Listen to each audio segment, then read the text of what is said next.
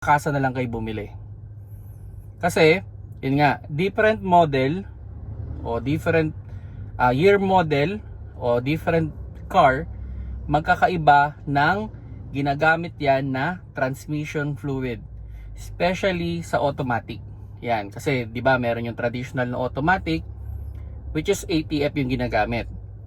Meron ding ginagamit na yung sa CVT, yan yung mga modern car ngayon, yung mga small car, CVT yung ginagamit na transmission, so CVT fluid.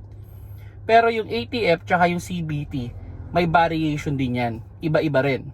Halimbawa, magkakaiba rin sila ng different car, different din yung kanilang ginagamit na kanilang transmission fluid. Kahit CVT yan, okay? So iba yung CVT ng ganitong brand sa ganitong brand. Or halimbawa ATF, pwedeng iba rin yung sa ibang ATF, iba rin sa ibang ATF. So ganun yun, no? Oh, actually even on the manual, ganun din naman. Nagkakaroon din yan ng pagkakaiba. Okay? So as much as possible, kung available naman o may malapit na kasa sa inyo, pwede kayong bumili Hindi yun kasi iba nagkakaroon ng misconception na dahil hindi naman ipapagawa dun sa kasa, hindi sila pwedeng bumili. Pwedeng bumili.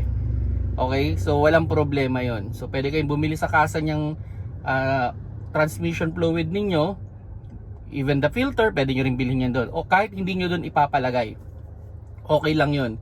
I-accommodate kayo. Okay? So, yun. Kasi ito isang senaryo.